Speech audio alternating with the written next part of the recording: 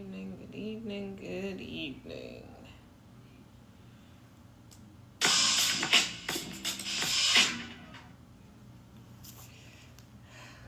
Let's get things kicked off. Let's get this party started. Da-da-da-da-da.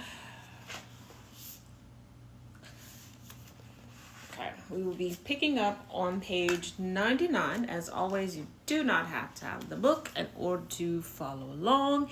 If you missed any of the previous parts up to from pages 1 to 98, they're available on my YouTube channel. They're together in a playlist marked 107 Days, Kamala Harris. So feel free to go and get caught up. Also, if you miss any parts of this when we're done tonight, it will be downloaded and then uploaded onto YouTube. Once again, there is a playlist for it, 107 days. So, let's get started without further ado. We're beginning on August 6, 91 days to the election. I hadn't met Tim's family. From the vetting file, I knew that his wife, Gwen, had been a teacher for 2 decades, and that she and Tim had met when their underfunded public school in Nebraska had to install a flimsy partition dividing one classroom into 2. She taught on one side, Tim on the other. I also knew that she championed criminal justice reform and stressed the role of educational opportunity in diverting youth from crime. I knew we'd be closely aligned on these issues. That's all fine and dandy, but she's not a politician. You're looking for alignment in all the wrong places.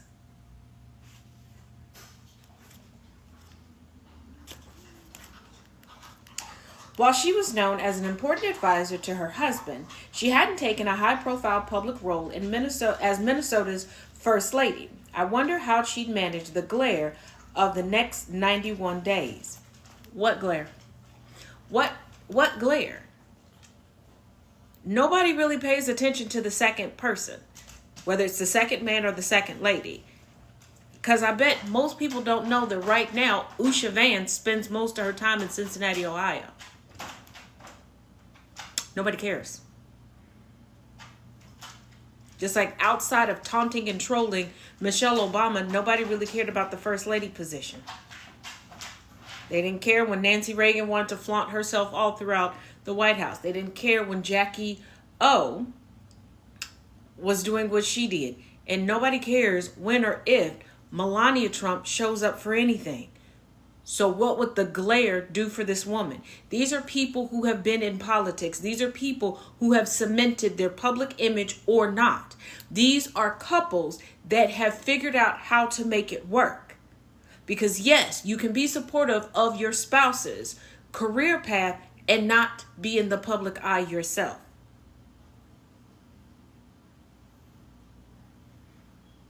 There's a lot of projection coming out here. A lot. I'm not liking that too much, but let's continue. It didn't take long to find out. Gwen got right in there and proved to be a force. As a wife of a 2-term governor and a guy who'd held congressional leadership positions, she was no neophyte on the trail, exuding warmth, heart, and soul. A campaign like ours is something you do as 2 couples, 2 families, 2 partnerships, combining to form a third. It forges intimacy and brings you close. Once again, I don't know why certain things are shocking to Kamala at this point in this book. Gwen Waltz is married to Tim Walz, a sitting governor, someone who's been a part of the National Guard, someone who's been a teacher and a teacher advisor, someone who's been in Congress. Like, she's not new to this. She's true to this. And no, on the campaign trail, do you all remember Gwen being on the campaign trail? Do you remember Doug being on the campaign trail? And I'm not talking about Doug Imhoff's presence on social media. I'm not talking about the photo op appearances. I'm talking about good old-fashioned campaigning. No one does. Campaigning is not about the families. And once again, I said it before, I'm going to say it again.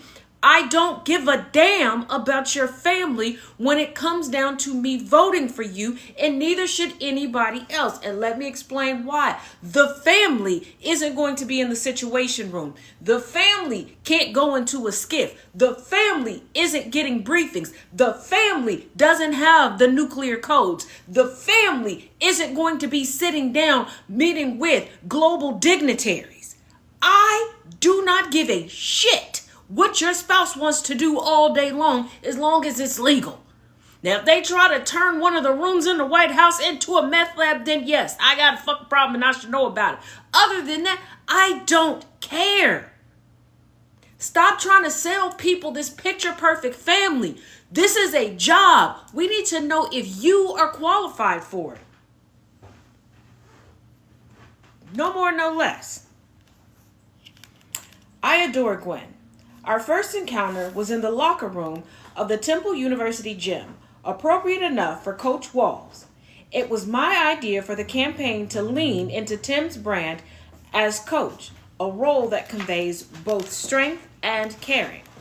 Tim was a relative unknown nationally, but there was so much about him that would be familiar to people's everyday relationships and experiences. Not many people have met an astronaut, and they might not love politicians, but most people can relate to a high school coach. No, they can't. I need y'all to stop acting as if the vast majority of this country is an athlete or is into athletics. There are people who will wear jerseys, that will wear graphic tees with a sport team on, but they have no idea who they are. A lot of times it's just they like the aesthetic. Everybody has not come in contact with a coach.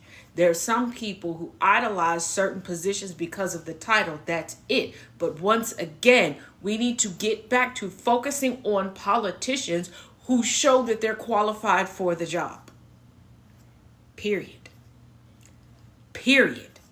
Stop trying to find a narrative to connect with people. You don't need to actually connect with people. If you teach people properly about civics, then people can go in properly. This is the campaign trail is the job application process. It is coast to coast interviewing.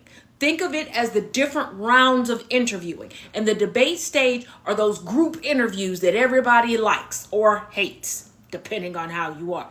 And you whittle it down from there. Stop choosing politicians according to who's aesthetically pleasing, who reminds you of your grandma, who reminds you of your favorite auntie or uncle, because the people that you have a great emotional attachments to does not necessarily mean that they were the greatest people on the planet, that they were the best with money, that they made the best decisions, that they were the most mature out there.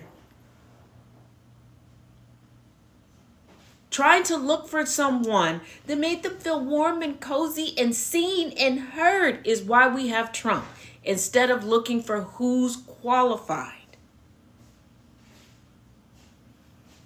And for the love of God, let's get out of the mindset of city smart, rural dumb, because that's what's going on here. In this part of the book, I want to be clear. That is what's going on. Do I think that was the intent? No, but it slipped out. There are dummies that were raised in the city, and there are brilliant individuals that come out of rural America. Jimmy Earl is a great example of that. For those that are not familiar with who we refer to as Jimmy Earl around here, former president who we recently buried, Jimmy Earl.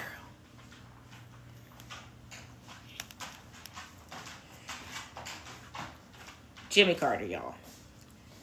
But, Jesus.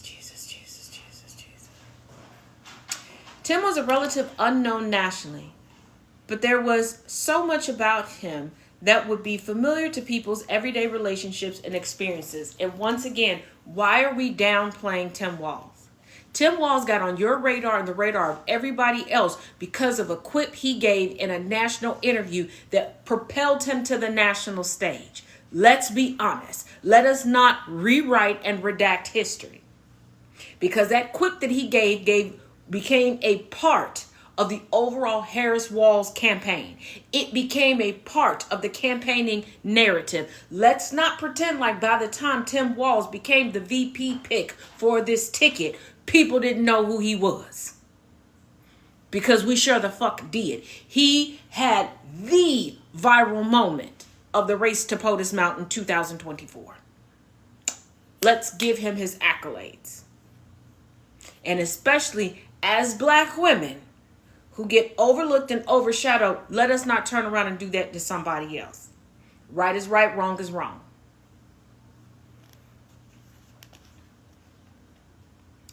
Not many people have met an astronaut, and they may not love politicians, but most people can relate to a high school coach. And with early voting starting in 45 days, that immediate connection was important.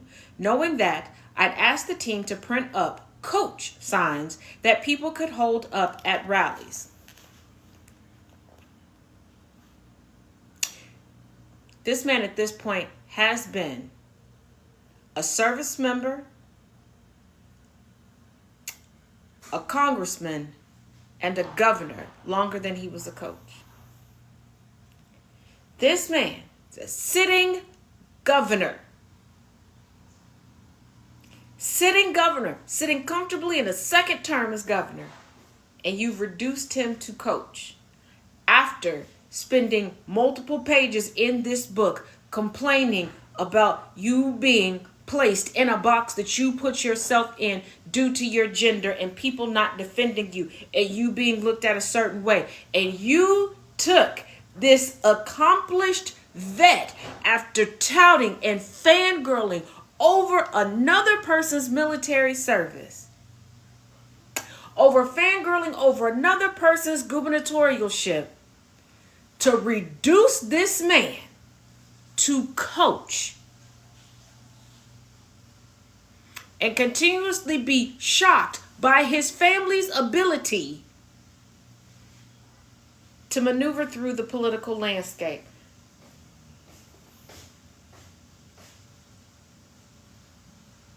How was you cool?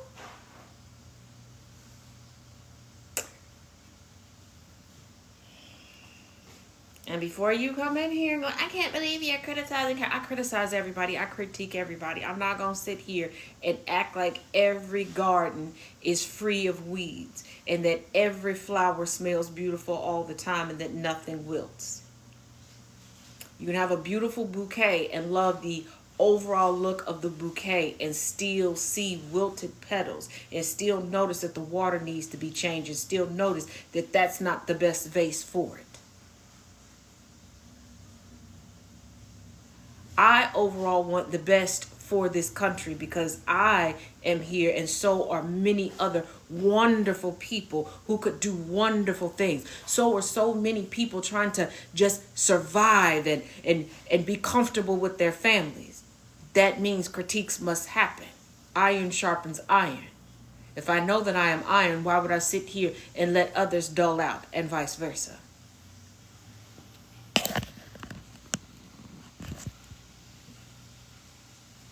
Yep, you're right. His statements were.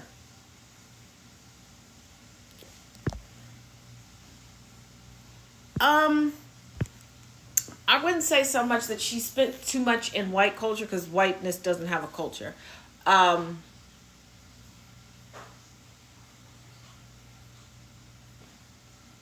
Like I said yesterday, she doesn't write how she speaks.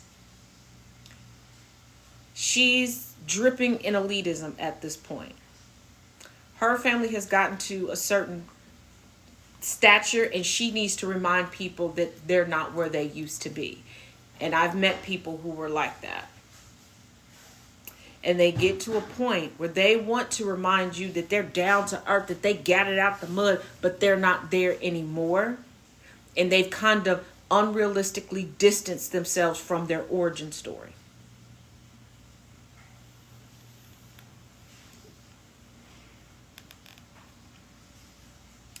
Their kids, Hope and Gus, understandably seemed a little shell-shocked by the sudden change in their young lives, because up until this point, they weren't used on the campaign trail. Their life stories, Gus's disabilities, how Hope came to be a person was never a part of the story. Their lives were thrust because of other people. Their intimate stories, their details, what they did not have any say so as to whether or not it went public was placed out there. They were not consulted regarding their story and how they wanted it shared.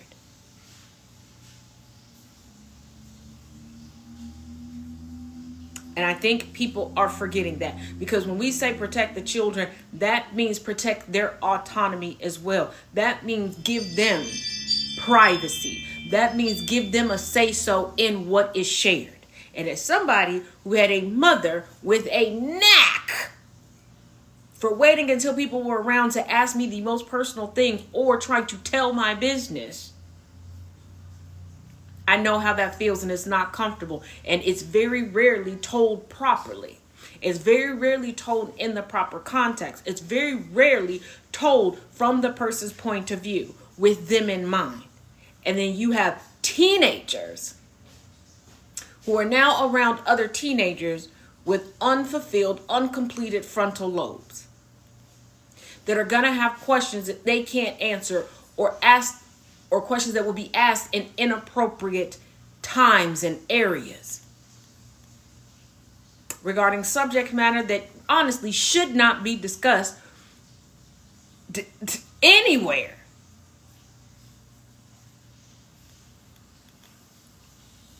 Doug and I understood what they were going through. No, you didn't. No, you don't. This is showing.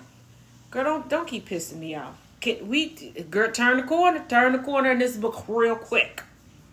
We had 100 pages in, girl. Start turning this corner. Put the turn signal on. We wanted to have a moment where we were just two families getting acquainted. Girl, you did no. No. You trying to get hired for a job, not make new friends. What is with you? Now, I know I don't necessarily know how to make friends. I just wake up one day and there's friends. Okay, it's like Christmas, every couple business month. But girl, I can see clearly why your ass done lost. You were the obstacle in your way. Lord have mercy. Right. Right, like she pisses me off the further we go through this book. Kamala, you about to turn me into Hakeem Jeffries. I'm about to write you a very long, stern letter, girl.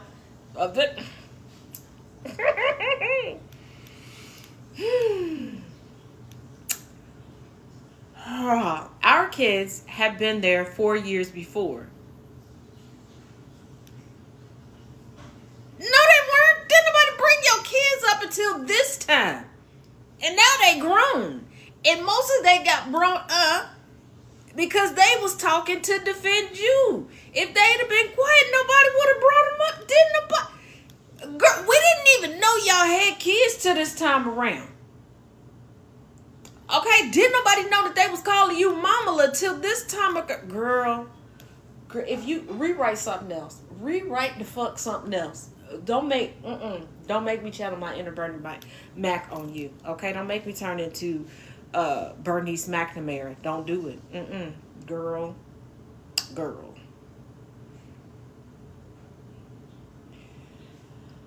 I sent the staff away.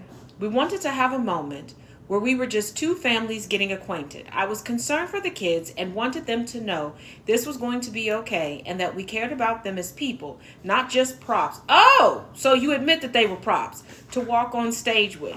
We pulled chairs into a circle and chatted, getting to know one another a little before it was time to go. I have an idea. If you understood what they were going through and you didn't want them to feel like props, why didn't you pull in your children and have them talk to them? Why didn't, just like you called to get advice from your political mentors, that's how I'm going to refer to them for the sake of this conversation, why didn't you call the Clintons back and say, hey, could you link me with Chelsea? Maybe she could come and talk to Gus and Hope? Why didn't you call Michelle and Barack back and ask if Sasha and Malia were available to come chat with Hope and Gus? Like, why not do that?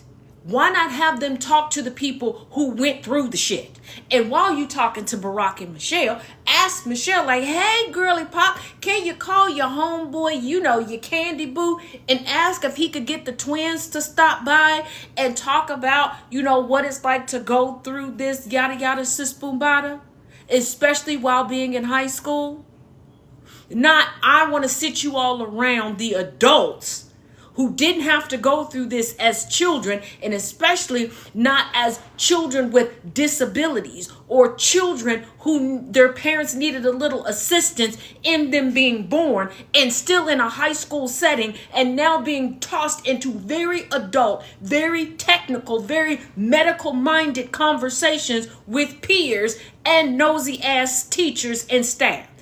Because I still remember what it was like to be a student. And some of the staff, especially some of them teachers, are super nosy and want to be in your business and will ask you inappropriate questions. And to say that they're not just props, oh, Kamala, I'd have threw hands with you. I would have threw, what my big brother Thomas say, it would have been some misunderstandings and furniture moving. You understand me? I would have turned into Jesus the Christ. Ooh, y'all know the story. I'd have been flipping everything over. You hear me? You want a news story? You got to get a news story. Like, why not properly prepare people? You're going to say, oh, I know what they feel, what they're going through. How, Sway? How? If you're going to properly prepare people, get people who have been through what they're about to go through to help them. Connect them with them. Get them some people that they can lean on, that they can call and text in real time to get help navigating these things.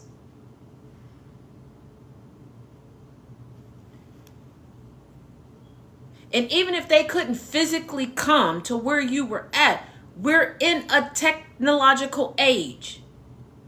They could have been a FaceTime away, a Zoom away, an Instagram call away, a messenger call away.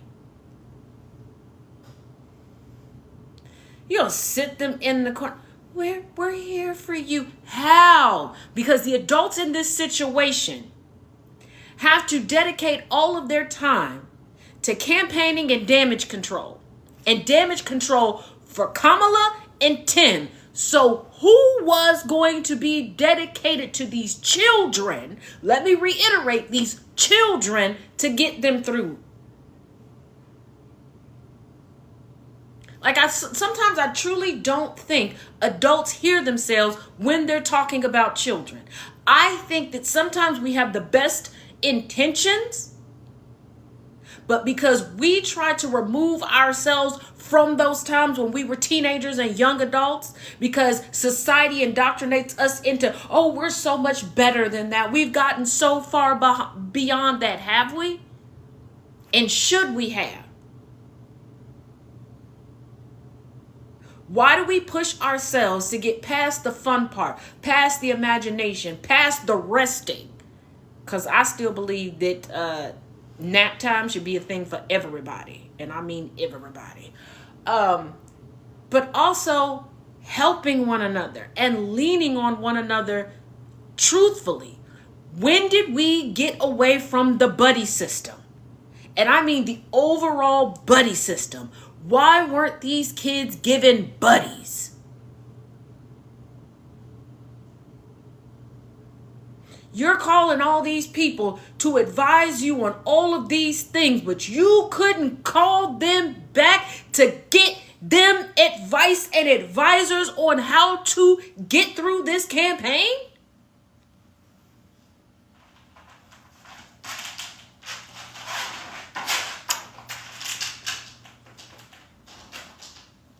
Okay, Mamala. Okay, girly pop. Okay, bookie butt. And you chatted a little bit in one night, and that was supposed to be enough to carry them through.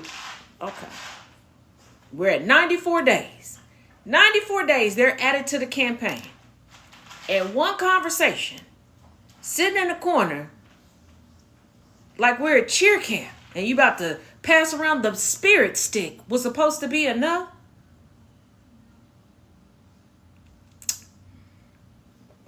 Big disconnect, Boxy. Big disconnect. As we stood, Tim gathered us in a huddle, like we were his team in the locker room about to run onto the field. We put our hands in the circle and raised them with a cheer. And I in my kerchief, and Ma in her kerchief, and I in my cap. We all settled down for a long winter's nap. The fuck? The fuck?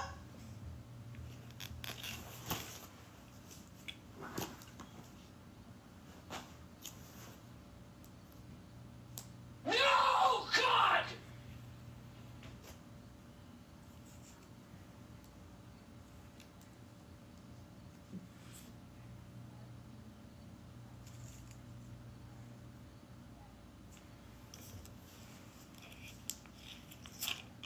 This book gonna have me adding stuff to my dang Mountain Dew. What the hell?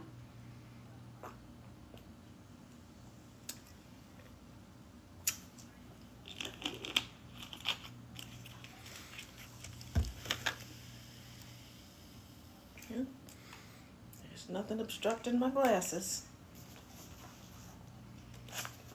Oh, let me see. Yeah, it's a bitch.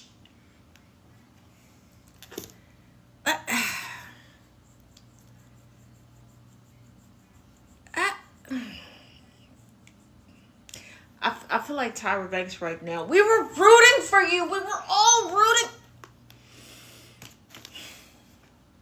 We read as we continue to judge. We read as we continue to judge. We're in agreement that we're judging this, right?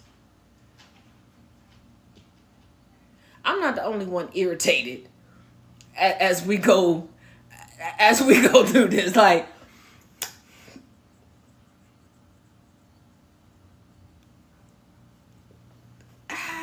okay, all right, just, whew, all right.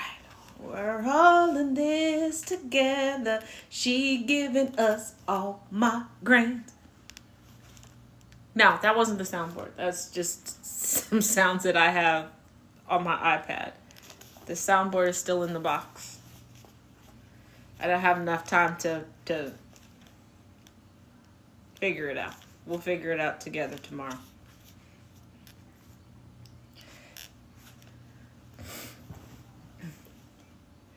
Right, Nightbird. There are some things Lord have mercy. 10,000 people had gathered to hear from us. The roar that met us when we walked out on stage was so deafening we could barely hear ourselves. Tim, unused to crowds of that size, looked astonished. He is the fucking governor of a whole damn state. I don't know the total population of Minnesota, but I'm pretty...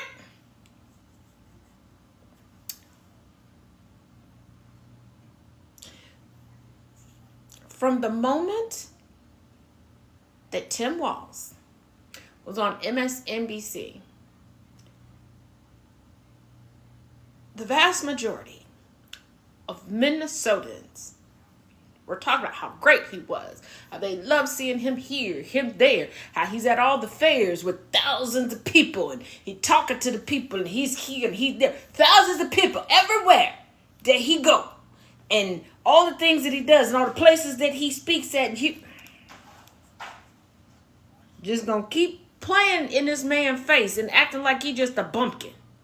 He just ain't used to nothing. You treating him like he's a newly freed slave. Like, oh man, it's a more than 5 people in the whole country? It's a more than 5 people come see us? Oh, Miss Massa Ma'am. I could talk to her, Miss Massa Ma'am. I could do, Miss Massa Ma'am, I can't. I could come outside and talk to her, Miss Massa Ma'am. What the fuck? What the?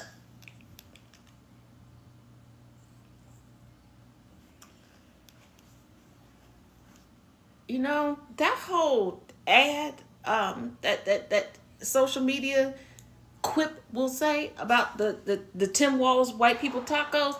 I'm looking at that a whole different way right about now. Right about now.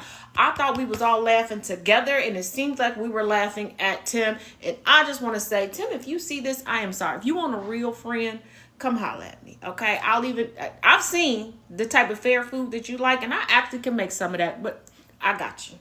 We can hang out. I understand. You got some good smarticle particles, and you're a good humanitarian. I don't know what the... If there would have been some misunderstandings and some furniture moving, if you would have started flipping some stuff over, but I would have understood. I would have understood, okay? Because you getting treated real melanated right now thus far in this book. You got some black in your Dana. You got some black on your 23andMe, because it's giving. They vetted you and found out that you was part Negra, and they was like, that's how we gonna treat him. Like that. Okay. All right.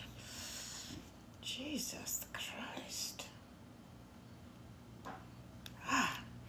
My first job that night was to introduce Tim Walls to the country. This was not hard. The man has a biography that could provide scripts for several Hallmark movies. Oh, okay. We're 25 fucking pages in to you talking about everybody else and how great they were, and you acting like he was the little engine that might be able to could in 2 to 3 business decades. Now he's the hero of a fucking Hallmark movie. Let me guess the type of Hallmark movie. The Hallmark Christmas collection? Is that where you envision him at? Now I see why the ancestors snatched their rhythm back from you. I seen how you dance, girl. I seen, I led with how he'd coached a perennially losing high school football team. They hadn't scored a single touchdown in the first 6 weeks of the season before he became coach, to winning the state championship. Y'all do realize this mofo retired from the National Guard. Okay? Stop teaching and coaching to run for Congress, where he successfully ran and worked on Capitol Hill, doing the good work for the people. Then went on to run for governor, won, and at this time, second term as governor. Why the fuck are we going so far back to talk about him being a damn football coach? We're trying to figure out who's qualified to run the country. And you want to tell us about his football days like this is fucking Rudy 2.0?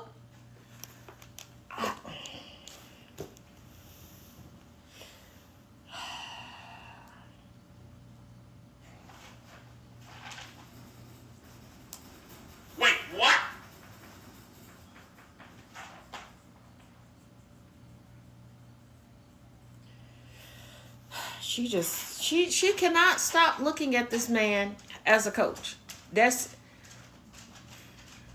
We're not going to talk about the strides he made in his advocacy for children. We're not going to talk about him being an actual advocate for LGBTQI. We're not going to talk about that. We're not going to talk about his understanding of military vets and their needs and what they've gone through. And the fact that a lot of people do not recognize National Guard members as vets or as service people. We're not going to talk about him making sure children are fed so that they can be properly educated. We're not going to talk about, in the introduction of him to the country, how he's able to connect with farmers and understand what they need, how they need it, when they need it, and where they need it. We're going to go back to a previous lifetime for him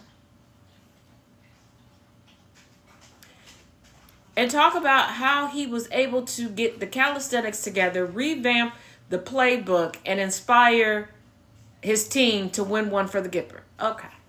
All right.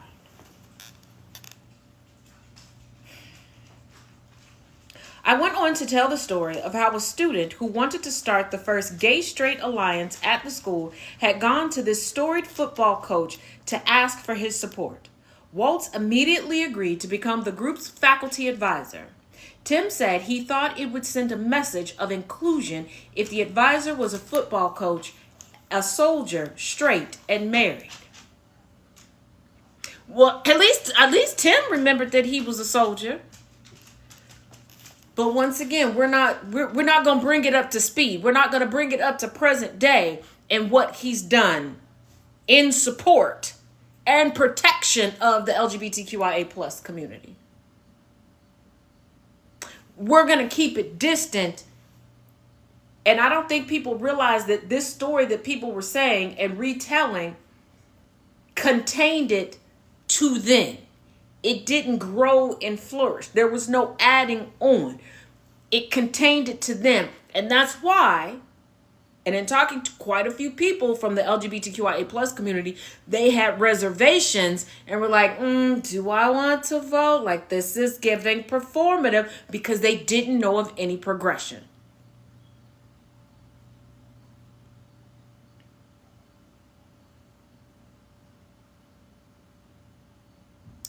You came in here to ask about my opinion on the current state of capitalism in America, which are continents, not a country, and this is the topic of discussion.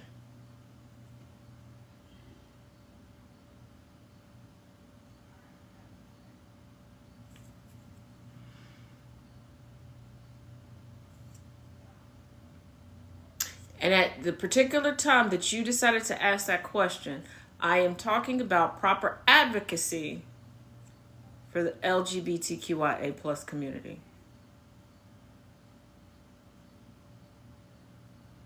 I am talking about a book and what's contained in the book. And finance and politics can intertwine, but finance is not necessarily political. I'm not being rude. I'm being direct. Just because I am a woman and I'm being direct doesn't mean that I'm rude. You did not read the room. Once again, I was in the midst of discussing someone's advocacy on this campaign for LGBTQIA plus community and how it was tainted and made to seem as if it was temporary. And you asked about capitalism.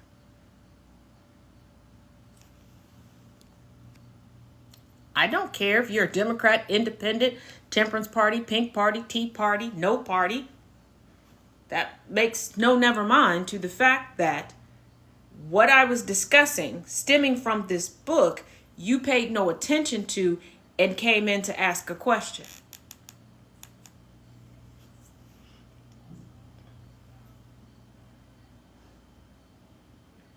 That's okay.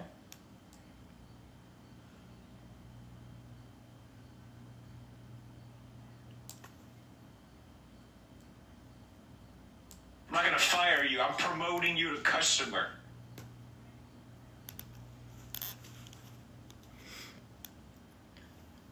I noticed that. Waiting in the wings with Doug, Gwen was visibly nervous. When it came time for them to join us, Doug said, "Follow me," and swept her out onto the stage. Because she had mastered the art of allowing her husband to campaign, aka interview, without needing to use his family as props. And quite honestly, this time around, with such a short campaign, I wouldn't have brought the family out on the campaign trail. Not to be rude, who gives a damn about your family on the campaign trail?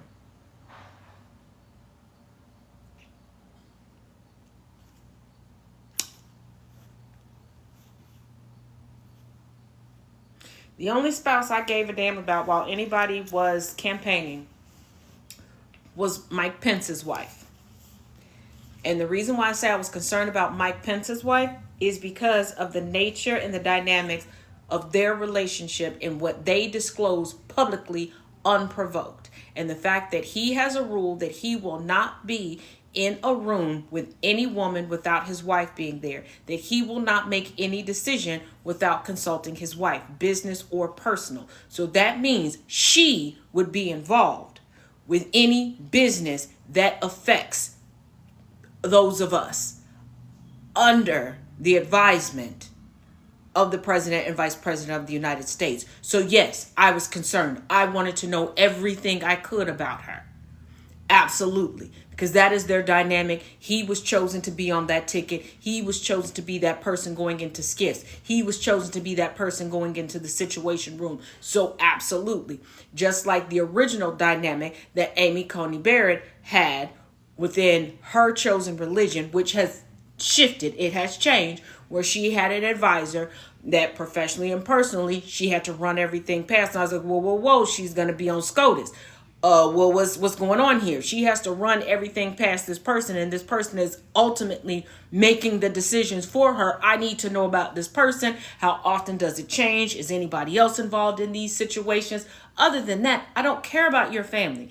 It's no different than if I decide I'm going to apply for a position at the University of Chicago. They don't care if I'm married, single, who I'm with, because I am the one that has to show up and do the job. So I need y'all to think, why do you care about the personal lives of politicians as long as they're not breaking the law? Yes, the mommy. Yes. Because I did, I'm not going to lie, I did a deep dive into her because, like I said, unprovoked, they shared this information. I'm just like, is you cool, bitch?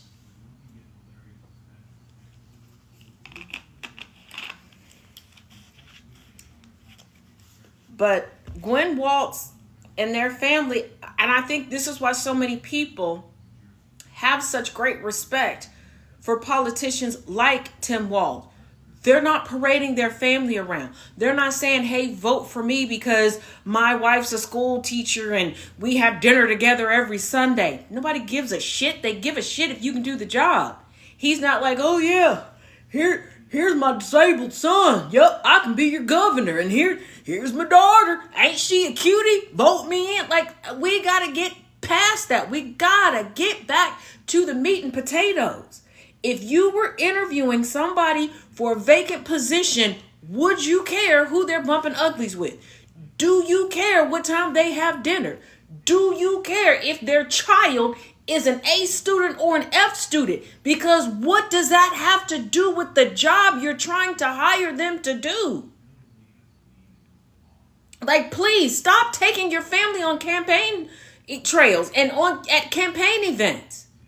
This is part of the reason why you all are bleeding us dry in these jacked up economies that you're forcing us to try to survive through. Because you're paying for wardrobe for these little crotch goblins. And I mean no disrespect, but you love your kids like I love my kids. And nobody else think that your kids is great. You're trying to get wardrobe, security for them, tutors and everything. For what? And they don't even want to be there. You have teens and young adults having to pretend to act in a way that we know teens and young adults don't act. Let them go off and be teens and young adults. What the fuck they do ain't got shit to do with your job. And this is the same thing I said when people were criticizing the Bushes for the Bush twins. For the Bush twins doing what everybody else was doing. Sneaking out, got underage drinking and everything. No shit. They're experimenting teenagers. What the fuck did that have to do with the competency or lack of competency of their father who applied to be president?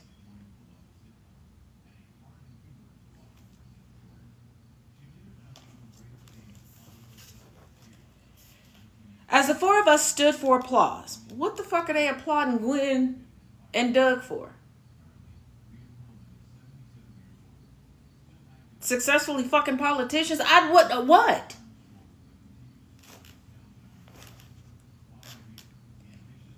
Tim grabbed Doug, rather than Quinn, for the big hug. Cole and Tony later joked that Doug had never hugged them as passionately as he hugged Tim that night.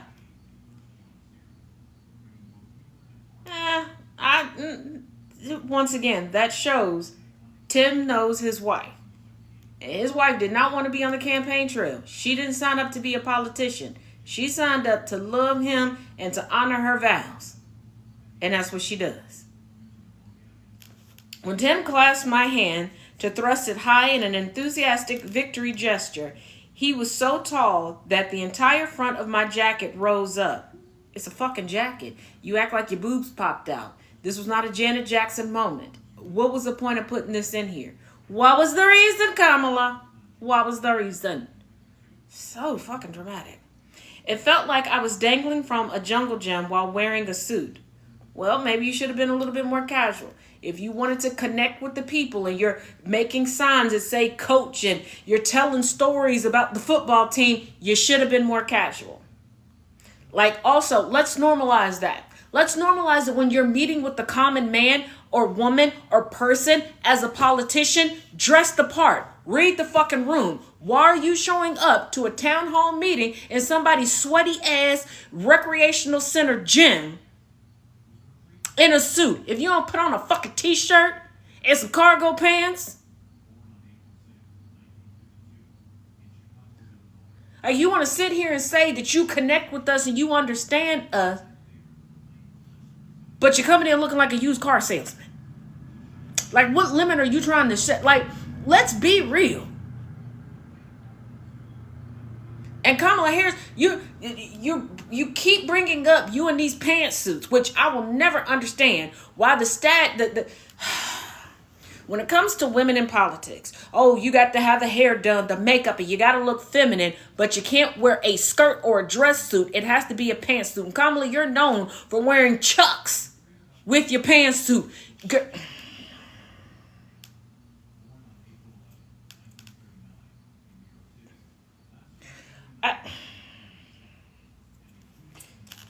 Don't let me be somebody's campaign manager. It'll be a good time, and you'll know that they qualified, baby.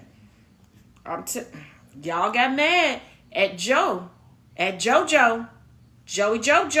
Joey Body Bod, when he tapped into the true Biden in him, and you could tell. You could tell by how Hunter get down and how Hunter really speak. Them Biden family get-togethers be lit. When Joe was like, fuck it, he went through Cookout, the restaurant, got some food, was like, hey, we're going to sit down and we're going to chit-chat and we're going to eat. I'm hungry. I know you hungry. I'm not going to sit here with my stomach talking to y'all louder than I could talk to y'all, and we're going to have a conversation. And they tried to take it and make it racial. Like, oh, he brought the black people chicken. I don't know if you live near a Cookout restaurant, but you can get a little bit of anything from Cookout, okay? You can get a little bit of everything. Now, I don't want any.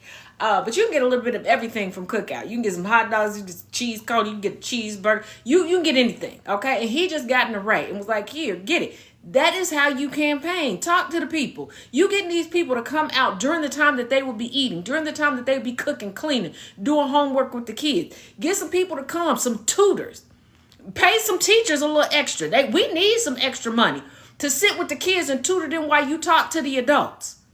Pass out some school supplies. Hell, pass out some groceries in this economy. Give some people some gas cards. Give them a little food. Take some time off of them. Take some stress off of them, because they can come, see what your platform is about, see if you qualify to represent them, and they don't have to try to scurry off and get their kids fed, bathed, and in bed and homework done for the next damn day. Show us while you're on the campaign with all this money that you chuckling in and we raised $240 million. Give it back to the people. Show me that you care. Show me that you understand what we need. I know we got one show me state, but let's turn it into a show me country. Come through with the come through. And in these places where they're like, well, if you're in line, you can't give another person a bottle of water. You know who can give water and sandwiches? The poll workers. those out there for the campaign, you ain't got to say a name, but show. Sit down and literally break bread with these people, especially since so many people are like, oh, I'm going to vote for the Christian. I'm going to vote for the religious person. Guess what? Jesus, the Christ, Muhammad, Buddha, Allah, and all the Hindu gods always do. Sit down and break bread with people and meet them where they are and talk to them where they are at the level that they're at. They don't come in with the pomp and circumstances and with airs on. Take the suits off and get in there with the people. And since Kamala, you want to keep talking about, oh, you the cook of the family, you everybody auntie, you America's auntie, get on the grill.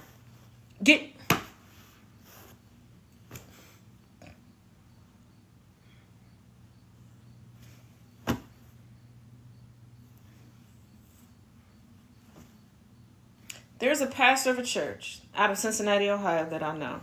He wanted to reach the youth and some family. He created, because I had a cheerleading squad, an all-star squad out of his church for a while. And somebody else took it over.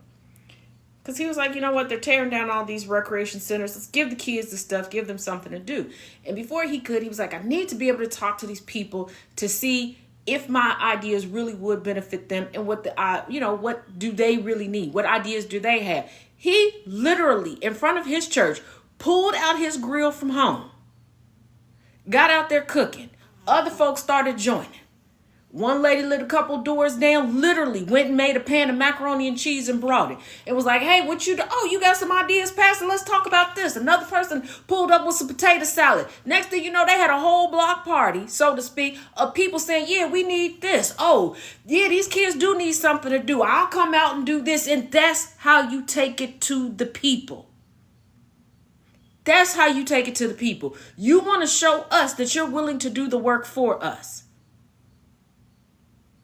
Stop showing up, asking us for money for you to be comfortable in all this expensive wardrobe, hair, and makeup to make promises to us that we know you're not going to keep because you're not showing us anything.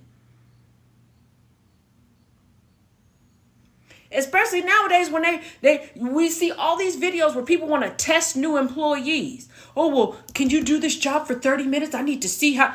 Make them show us. Make them show us. Roll up them sleeves and show us. You sit there and say, oh, we're all neighbors. We're in this together. Show us. Come dressed like you a part of this community already. Come talk to us like you really do live side by side with us. If you are not so far removed and you're able to relate, show it. Y'all are proud to keep telling, because even in this book, how many times does she bring up how many millions of dollars she raised? Break us off some of the millions. Don't give us them little them little bitty bottles of water, 2 sips and a swallow.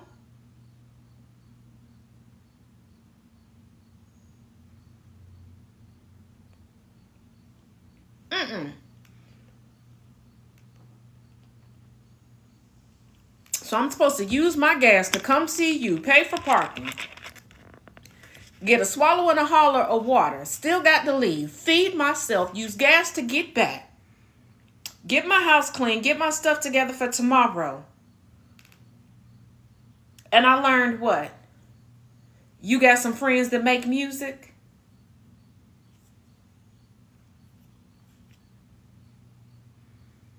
Oh, okay.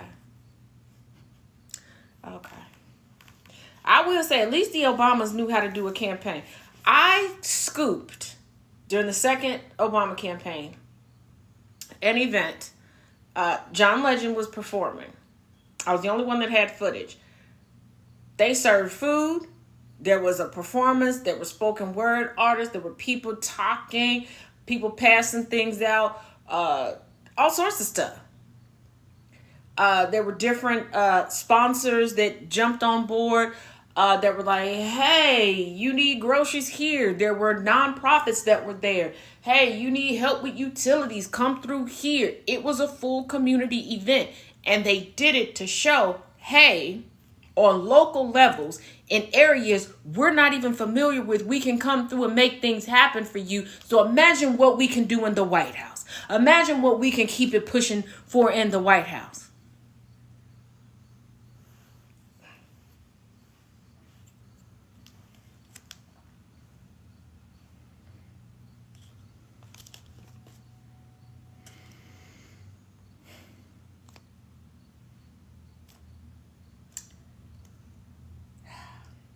Not the best look.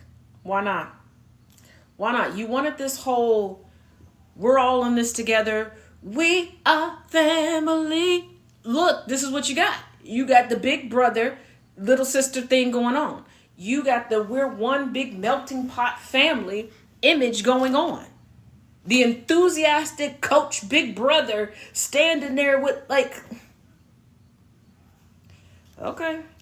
I made a mental note to tell him, from now on, when we do that, you got to bend your elbow. You're so concerned about visuals that you're losing the moment and not allowing yourself to enjoy the moment, and you are losing how to be human, how to be the common man. And this goes back to what we talked about previously, that elitism seeping into her. It's got to be the look. It's got to be the look.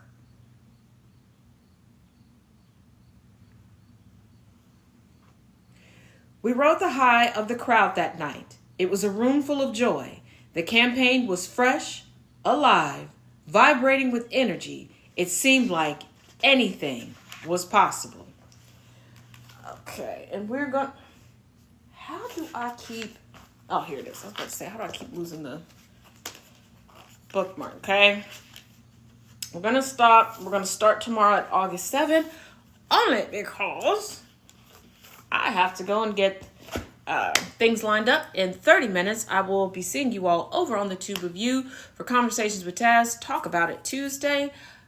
There is so much. Some people have given some notable feedback regarding Hexeth and his, it should have been a 35-second voicemail conference today that showed that the world is being very gracious to us.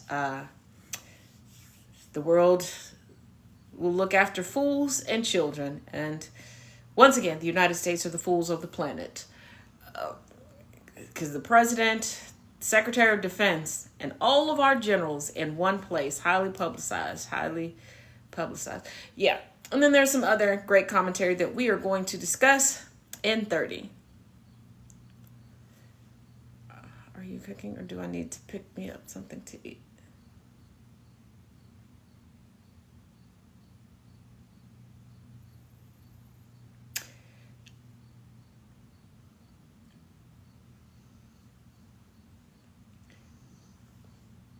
Pick up something, dear. You ate most everything before you left, but okay. All right. Anyhow, like I said, see you on 30 over on the other side. Once again, if you missed any part of this, it will be uploaded onto YouTube tonight, and it's now all in a playlist together, 107 days. So, as always, each one teach one, each one reach one. Be good. That was lunch. Glad one of us had lunch. Love ya. See you in a bit. Toodles.